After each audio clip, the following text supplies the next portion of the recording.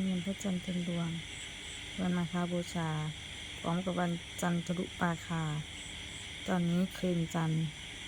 เรียบร้อยแล้วพร้อมกับถุงเงินที่นั่งเฝ้าจันทร์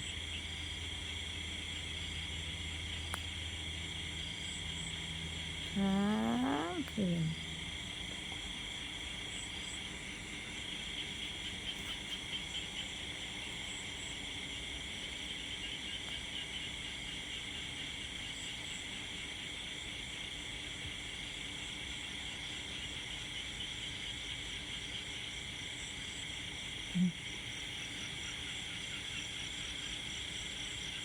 โอ